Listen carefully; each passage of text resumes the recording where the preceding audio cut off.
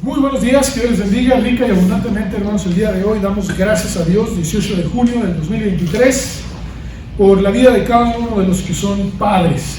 El día de hoy, obviamente, traje un sermón titulado El clamor de un padre desesperado. El clamor de un padre desesperado, basado en Marcos capítulo 9, los versículos del 14 al 29 que acabamos de leer. Y creo que todos en algún momento de nuestro rol como padres, los que hemos tenido esta oportunidad, nos hemos sentido quizás desesperados, impacientes, en una disyuntiva: ¿a dónde vamos? ¿Qué vamos a hacer con nuestros hijos? ¿Por qué mi hijo o mi hija actúa así? ¿Por qué son groseros, desobedientes? Etcétera, etcétera.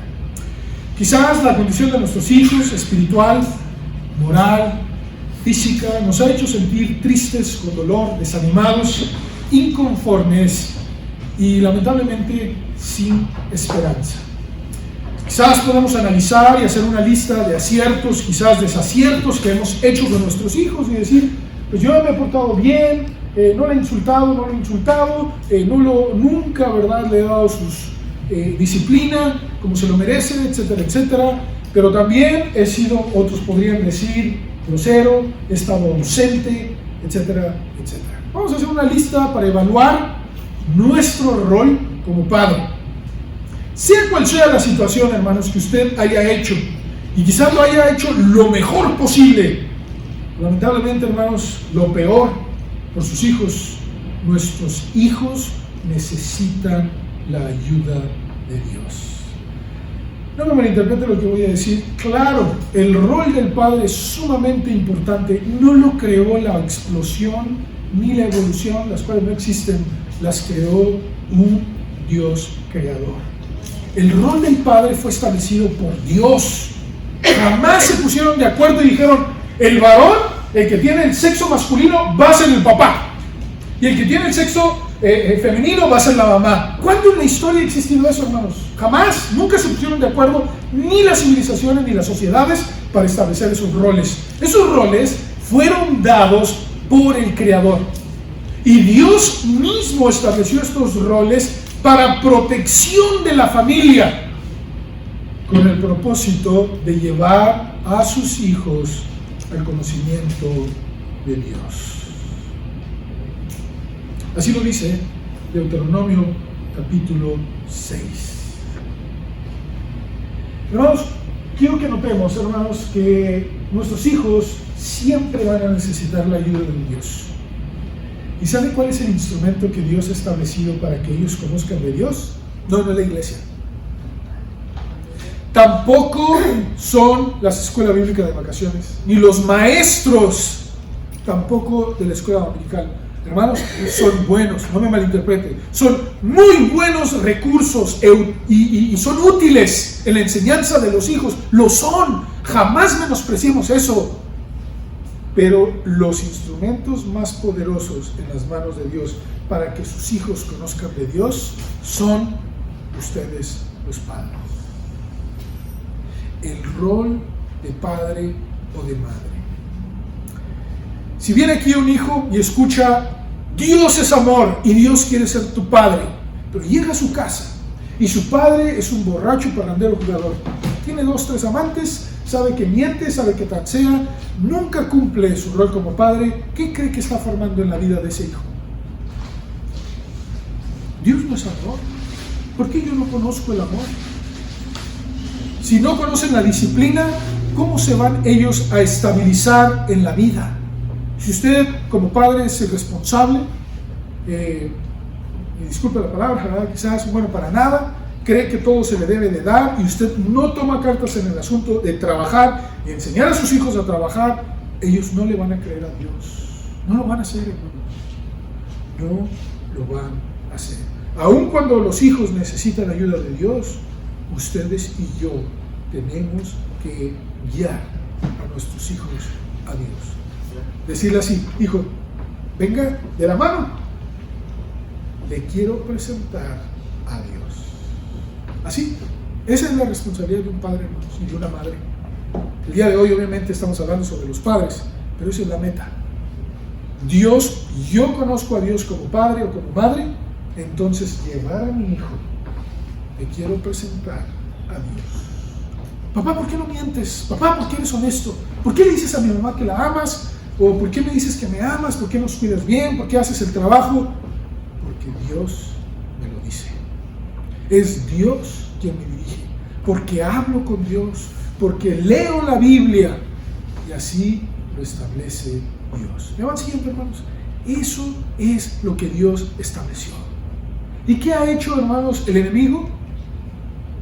Separar a las familias. Separar los hijos de los padres. Los padres de los hijos, unos contra otros, etcétera, etcétera. Y ese es el primer punto, hermanos.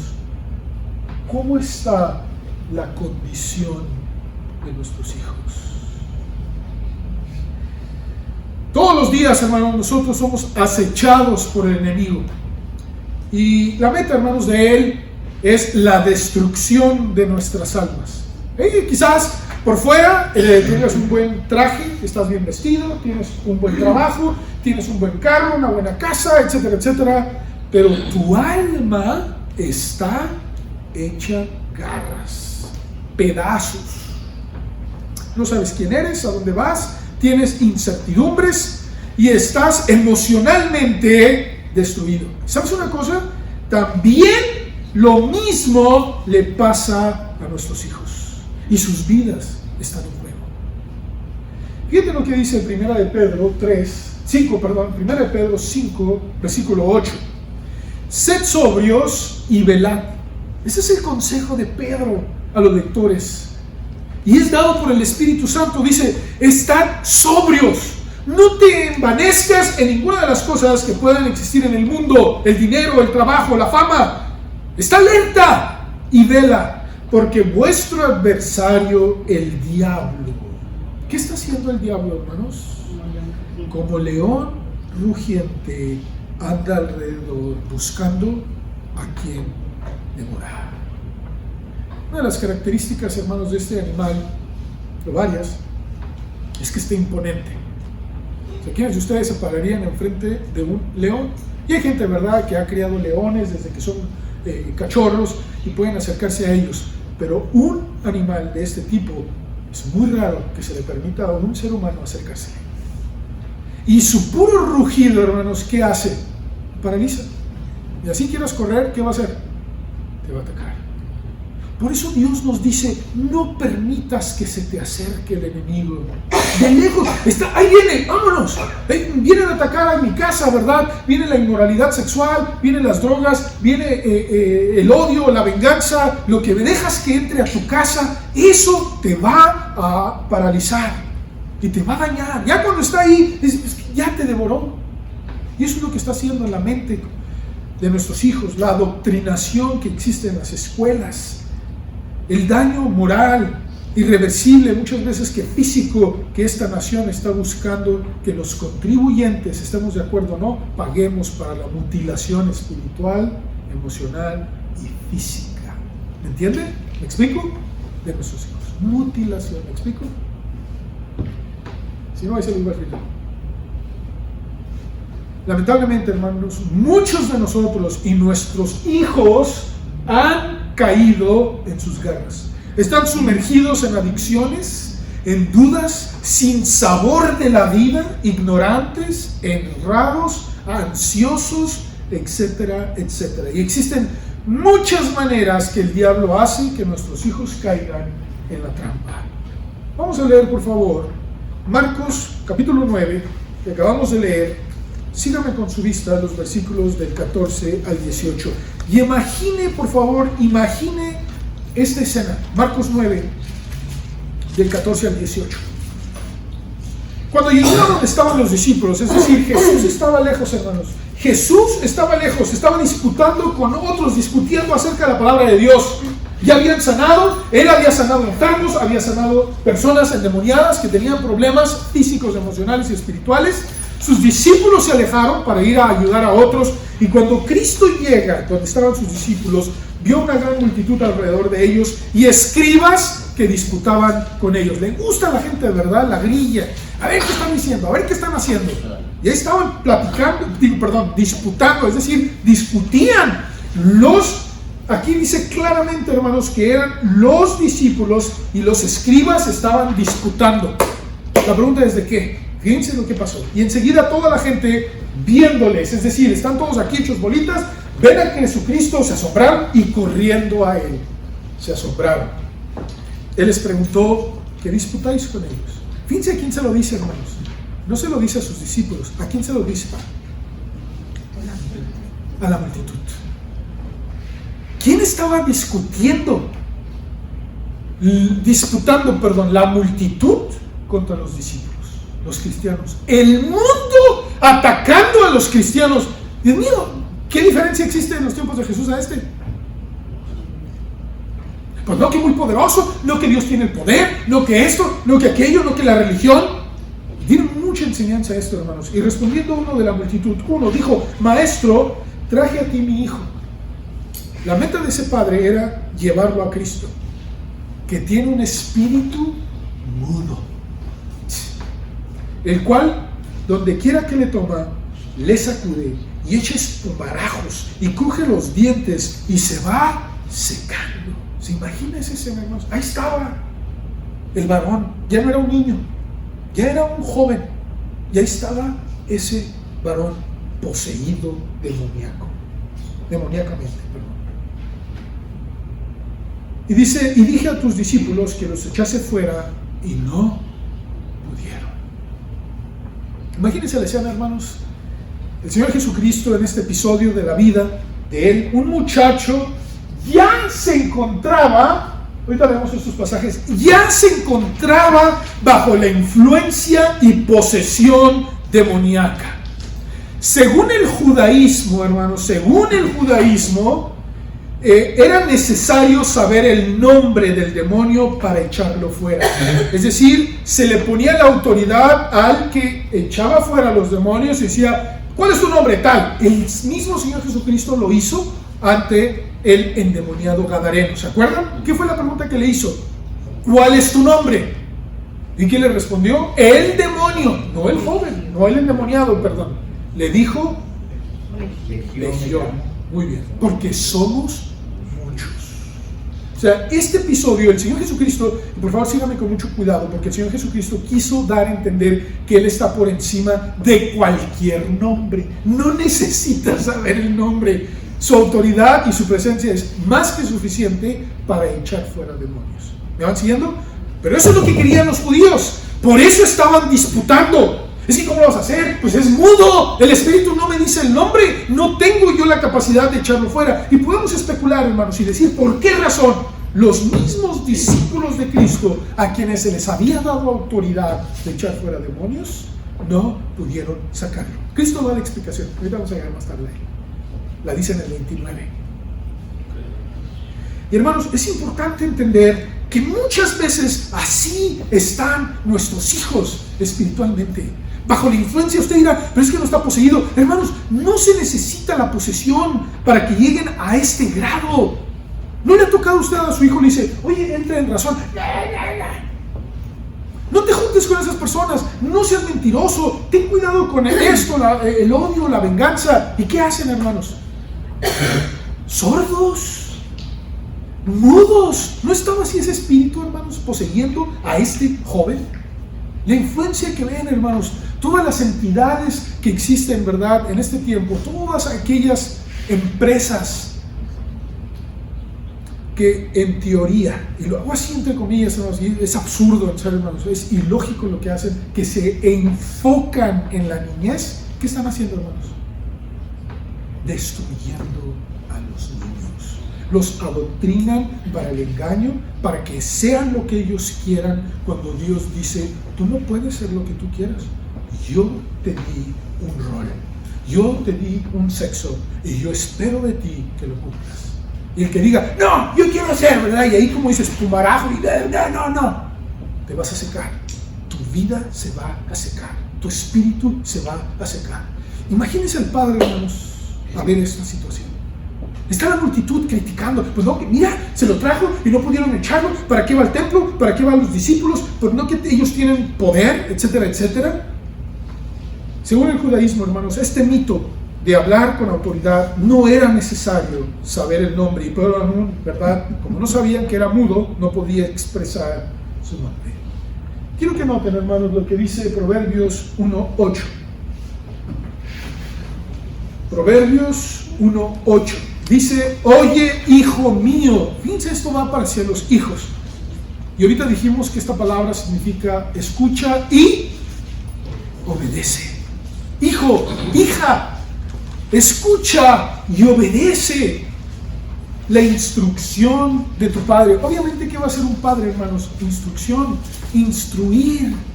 No como en este tiempo, hermanos. Y por favor, mucha gente me ha dicho, es que ya la instrucción cambió. No, hermanos, no ha cambiado. Lo que cambió fue tu odio o tu definición de amor para dañar a tus hijos. No puede ser posible, hermanos, que existan padres que permitan que sus hijos, que no saben muchas veces entre el bien y el mal, estoy hablando de niños 5, 6, 7 años, que les permiten que los mutilen. ¿Sí supo que eso fue una pelea hace 2 semanas en una escuela? Padres que no quieren que adoctrinen a sus hijos contra ellos, no, sí y sí y sí. Esa fue la pelea, hermanos, en Los Ángeles. ¿Eso es instruir? Me pregunto, ¿eso es instruir? Padres que dicen, a mis hijos no te metas, con mis hijos no te metas. Y no desprecies la dirección de tu madre. Son las noticias, hermanos, diarias. Proverbios 6, 20 al 23. Fíjense lo que dice Proverbios, capítulo 6, versículos del 20 al 23.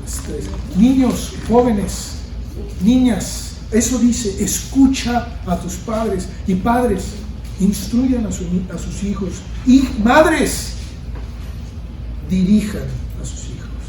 Proverbios 6, versículos del 20 al 23 dice: guarda, hijo mío, el mandamiento de tu padre, y no dejes la enseñanza de tu madre. Átalos siempre en tu corazón, enlázalos a tu cuello, es decir, como un adorno. Te guiarán, un pendiente, una cadena, te guiarán cuando andes, cuando duermas te guardarán, hablarán contigo cuando despiertes, porque el mandamiento es lámpara y la enseñanza es luz. Dios no quiere que vivamos en tinieblas. Y camino de vida, las reprensiones que te instruyen. Qué bueno es Dios. Y luego después sabe que se brinca a la inmoralidad sexual.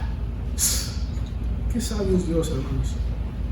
Qué sabio es Dios. Dios quiere que dirijamos a nuestros hijos. Sea fiel, espérese, cuide su vida espiritual, sexual, física.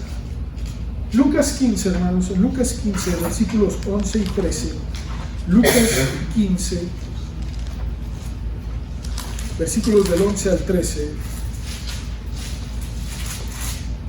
Dice de la siguiente manera: también dijo, un hombre tenía 2 hijos, y ustedes han visto esta historia.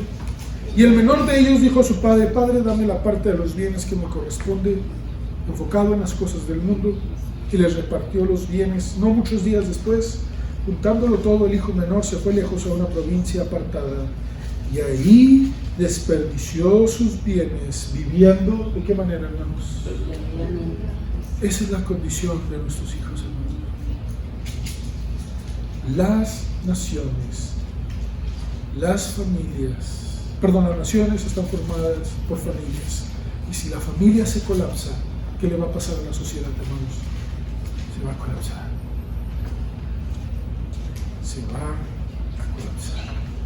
Pero ahora quiero que veamos, hermanos, en segundo lugar, la revelación de Cristo.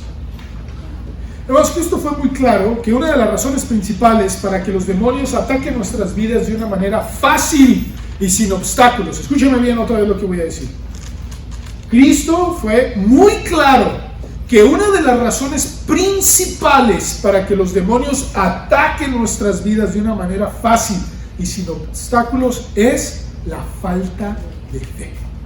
¿Sí sabía eso? Ahí lo dijo Cristo. Así lo enseñó. Los escribas, hermanos, estaban disputando con los discípulos, y la misma multitud, es decir, criticaban a los discípulos por su incapacidad de ayudar al joven, al varón poseído.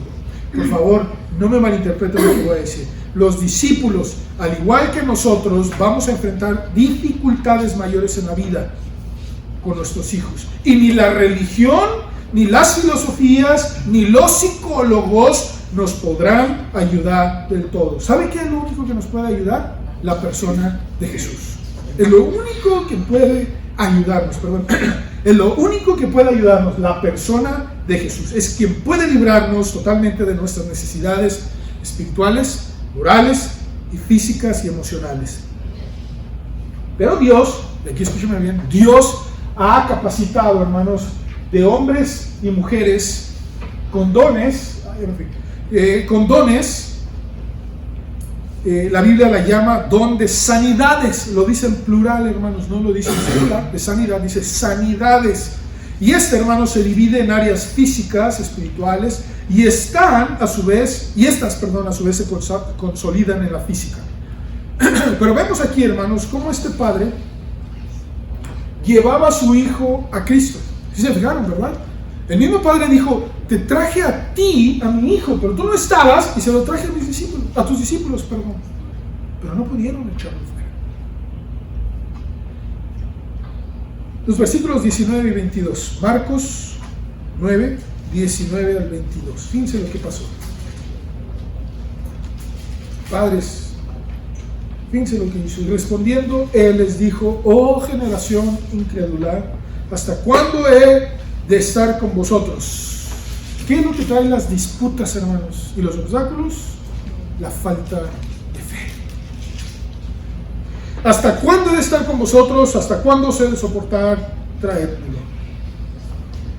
Y se lo trajeron, y cuando el Espíritu vio a Jesús, nada más lo vio, hermanos, recordemos que era espíritu mudo y sordo, sacudió con violencia al muchacho, quien cayendo en tierra se revolcaba echando espumarajos. Hermanos, imagínense esta escena.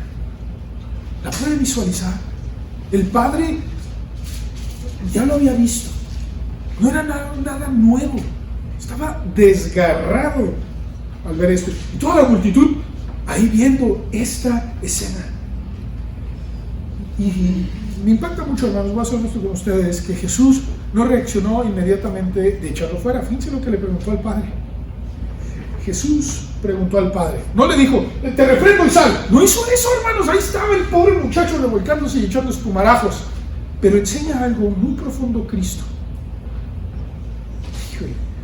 ¿Cuánto tiempo hace que le sucede esto? Bien sabio Cristo. ¿Y qué respondió el Padre? Desde niño. ¿Desde cuándo van a atacar Satanás y los demonios a tus hijos? Desde niño. ¿No está lo que pasando esta sociedad vive a diario? Desde niño bombardeado con toda información que daña su espíritu, con demonios, y son caricaturas, ¿verdad? Pero son demonios, y son fantasmas, y todos somos. Yo también crecí con eso y los vi, ¿sí? Y que nos daña. Lo querramos creer o no, nos va a dañar. Esto lo dijo Cristo. Viene la presencia de Cristo, hermanos, ¿y qué hacen los demonios? Se revuelcan y dice: antes de que me eche fuera, le voy a hacer más daño a este muchacho. Y el padre responde, hermanos, así respondió, dijo: y muchas veces le eché en el fuego y en el agua. No era la voluntad del joven, sabía que era la influencia demoníaca. Hermanos, ¿usted ve la influencia demoníaca en sus hijos? Si no lo ve, pídale a Dios que le ayude. Señor, ¿qué influencias tiene con sus amistades? ¿A qué lo incitan? ¿Qué ven? ¿Qué hacen? ¿Qué le invitan a hacer? Desde niño. ¿Y cuál es la meta, hermanos? Ahí dice bien claro qué era la meta del demonio: matar. ¿No enseñó eso Cristo, hermanos? El ladrón no tiene sino para robar, matar y destruir. Y luego dice Cristo, Juan 10:10, pero yo he venido para que tengan vida y la tengan en abundancia. El hijo, bajo la influencia demoníaca, quería ser muerto, asesinado. ¿No puede ver eso usted como padre? Que están en las garras del león. Esa es la meta, hermanos, de Satanás: matar a sus hijos desde niños. Si usted no hace algo al respecto, hermanos, qué necedad, qué necedad. Hermanos, imagínense esta escena: llega Cristo, el muchacho empeora. Yo me pregunto, hermanos, ¿qué pensaría la gente? Los discípulos no pudieron, llega Cristo y el muchacho se pone peor. Se pone peor. Y continúa: Cristo se dirige al Padre, y el Padre, sin duda, con un profundo y obvio, era obvio, hermanos, el dolor, le dice que esta condición la ha padecido desde que era un niño, y sabe que ese demonio, hermanos, le ha intentado matar. Sin temor a equivocarnos, muchos de nosotros hemos exclamado: Señor, ten misericordia de nosotros. No terminé, hermanos. Dice: pero si puedes hacer algo. ¿Qué le pedía el Padre, hermanos? Si puedes hacer algo. Hermanos, ya sus discípulos no pudieron. Él empezó a dudar, era muy natural. Ya tenía años con esa condición, y le pregunta a Jesús: si puedes hacer algo, ten misericordia de nosotros y ayúdanos. En Romanos 5, versículos del 8 al 11, Romanos 5,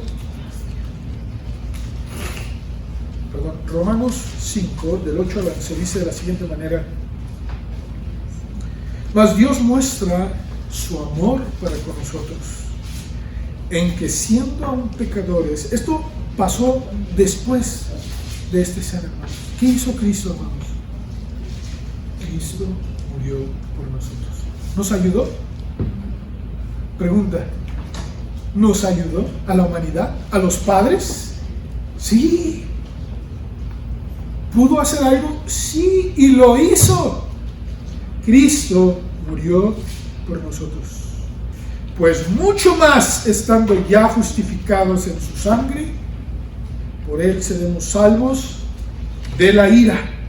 Porque si siendo enemigos fuimos reconciliados con Dios por la muerte de su Hijo, por quien seremos salvos por su vida.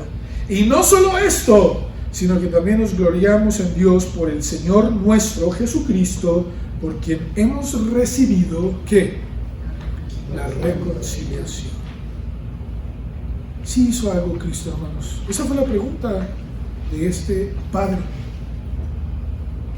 Si puedes hacer algo, ten misericordia de nosotros y ayúdanos. ¿Cómo intervino Cristo, hermanos? En tercer y último lugar, padres, necesitamos conocer la condición de nuestros hijos, pedirle a Cristo que venga y esperar su intervención. Tercer y último lugar, versículos 23 al 29. 23 al 29. Jesús le dijo, fíjense, hermanos, no solo dependía de Cristo. ¿De quién dependía también, hermanos? Del Padre. Del Padre. Él le dijo, por favor, si puedes hacer algo por nosotros, ayúdanos. Y Cristo le dijo, si puedes creer. Es la misma pregunta que te hace a ti como padre o madre. Si puedes creer, al que cree, todo le es posible. E inmediatamente el padre del muchacho clamó y dijo, fíjense, hermanos, qué expresión tan profunda. ¿Qué le dijo el padre, hermanos? Sí creo. Pero ha habido tantas cosas que he visto, he vivido. Hermanos, imagínense al padre, eso es algo muy personal, recordando todo lo que pasó. ¿Cuántas veces trató de ser ahogado? ¿Cuántas veces trató de ser quemado y él tuvo que rescatar? La Biblia no dice, hermanos, no lo dice. Pero todo eso que vivió desde niño llegó a la mente del Padre. ¿Y qué dijo, hermanos? Sí creo, pero ayuda mi incredulidad. ¿Se siente así usted? Sí, he vivido tanto, los médicos, mi hijo, mi hija está de mal en peor, la droga, el alcohol, el adulterio, fornicación, ¿verdad? Todo lo que ha pasado con mi hijo, mi hija, es muy difícil, ya no lo veo. Y Cristo dijo, si puedes creer. ¿Qué dijo, hermanos? Nada más el 50% es posible. ¿Eso dijo Cristo? ¿Qué dijo? Todo. La salvación de tu hijo, el rescate de tu hijo. Si no quieres verlo, como dice ahí Cristo, generación incrédula. Y luego agrega Cristo, y cuando Jesús vio que la multitud se agolpaba, reprendió al espíritu inmundo, diciéndole, fíjense, Cristo ya sabía quién era ese espíritu. Antes le dice que era un espíritu mudo, pero aquí Cristo agrega, ¿cómo le dice Cristo, hermanos?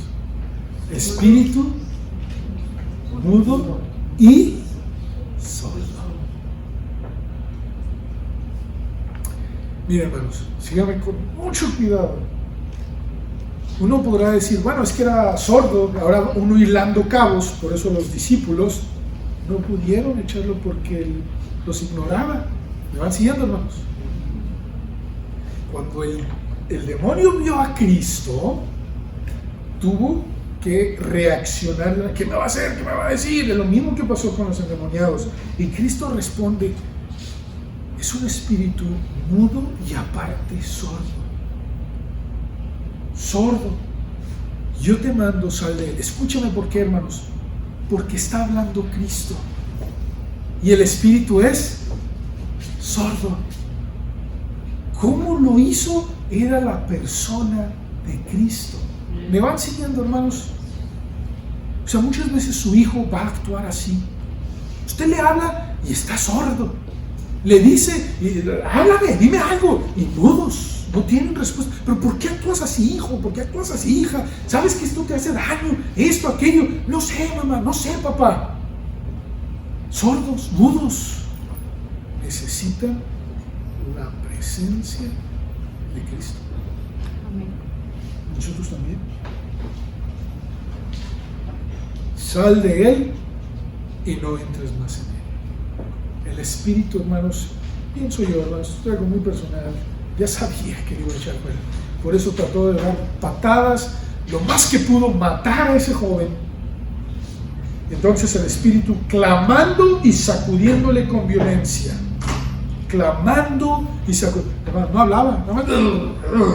Imagínense la escena, hermano. Salió y él quedó como muerto, de modo que muchos decían está muerto, pero Jesús tomándole de la mano le enderezó y se levantó.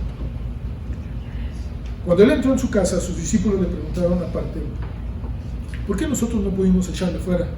¿Qué le dijo Cristo, hermanos? ¿Les dijo que no tenía fe? No, hermanos, no les dijo que no tenía. Ellos sí tenían fe. Los discípulos, la gente los criticó. Pero mira, y que no andaban con Cristo, y aquello y más allá. Les dijo, ya tienen fe, qué bueno. Ahora necesitan practicar su fe. ¿Cómo?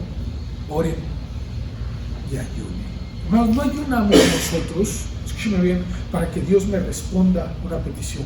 Uno puede decir, no, es que voy a orar hasta que Dios me responda. Pues si no, nos vamos a poner en huelga de hambre, hermanos. Dios no es así. Dios no es así. Cristo responde por qué tenemos que ayunar. Porque existen fuerzas por encima de nuestras fuerzas, que solo la presencia, el poder de Dios y la palabra de Dios, ¿qué hace, hermanos? Nos echa fuera. ¿Me va siguiendo, hermanos? Es por esa razón que ayunamos. Y ayunamos por mí, por mi familia, por mi iglesia, por mi comunidad. Porque hay cosas que ustedes y yo no podemos, hermanos. Y así lo dice Daniel. Cuando tengan oportunidad, lea Daniel 9 y 10. Viene el mensajero, el ángel, le dice, yo no pude pelear contra el príncipe de Persia. Y no era un hombre, ni un ser humano. Hasta que descendió Miguel y me ayudó. Hay fuerzas que ustedes y yo no podemos. Cuando se enfrentan Judas, el arcángel Miguel, que es el único que menciona la Biblia, Nosotros no sé de dónde lo sacaron, hermanos, se lo inventaron. Vamos, hay un arcángel que la Biblia menciona. Le dice a Satanás, ¿sabe qué le dice a Satanás? Éntrale pues, así le dice: el Señor te reprenda. Los mismos seres angelicales, espirituales, no se meten.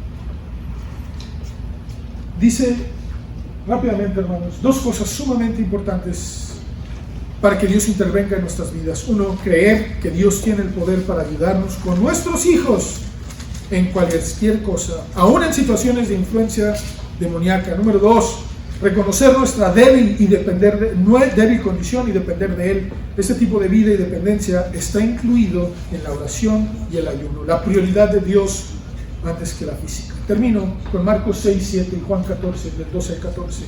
Después llamó a los 12 y comenzó a enviarlos de dos en dos. ¿Y qué hizo, hermanos? Y les dio autoridad sobre los espíritus inmundos. A ver, hermanos, estamos leyendo Marcos 9. Este es Marcos 6. ¿Qué fue primero? Marcos 6. Ya tenían la autoridad. Y ahora Cristo les tenía que enseñar: vamos a otro nivel. Vamos a orar y vamos a ayunar. Y Juan 14, del 12 al 14, Cristo dice lo siguiente.